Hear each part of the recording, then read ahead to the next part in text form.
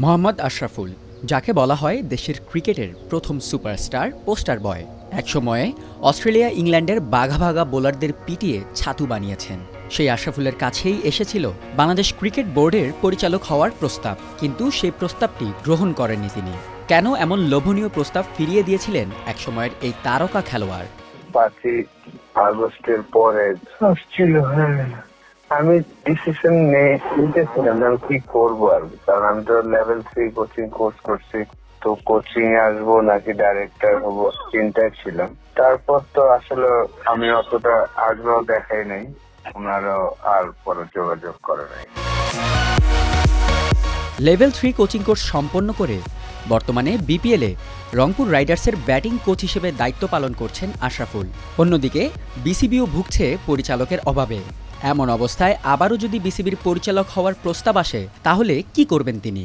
এখন তো আসলে আমি কোচিং করাচ্ছি এবং এনজয় করতেছি, এই ধরনের এখন হয়তো ইচ্ছা নাই। এখন আমি ভাই কোচিং লাইনে থাকতে চাই, আর কোচিং এনজয় করতেছি, এটাই করি। 2013 সালের বিপিএলের স্পট ফিক্সিং কাণ্ডে আন্তর্জাতিক ক্রিকেট থেকে 8 বছরের জন্য নিষিদ্ধ হন আশরাফুল। এরপর সেই কালো ছায়া থেকে 2022 সালে ফিরে এসে এক মৌসুম ঘরোয়া ক্রিকেট খেলে কোচিংয়ে মনোযোগ দেন বাংলাদেশের সাবেক অধিনায়ক। টেস্ট খেলার অভিজ্ঞতা থাকলে লেভেল 1 এর কোচিং কোর্স করা লাগে না, তাই 2012 সালে ইংল্যান্ডে খেলতে গিয়ে সেখানে লেভেল 2 এর কোচিং কোর্স করে আসেন আশরাফুল। এরপর 2023-এ সংযুক্ত আরব আমিরাতে কোচিং কোর্স আয়োজন করে আফগানিস্তান ক্রিকেট বোর্ড। সেখানে আশরাফুলকে কোচিং কোর্স করার প্রস্তাব দেন আইসিসিতে কর্মরত বাংলাদেশের আরেক সাবেক অধিনায়ক আমিনুল ইসলাম বুলবুল। পরবর্তীতে বিসিবির সহায়তায় লেভেল 3 এর কোর্স সম্পন্ন করেন আশরাফুল, আইসিসি থেকে আনুষ্ঠানিকভাবে যার স্বীকৃতি পান 2024 সালে। কোচিংয়ের এই লেভেল 3 কোর্সের স্বীকৃতি পাওয়ার ঠিক আগে ছাত্র জনতার গণ অভ্যুত্থানে দেশের রাজনৈতিক পট পরিবর্তন হয়, যার ছোঁয়া লাগে বাংলাদেশ ক্রিকেট বোর্ডেও।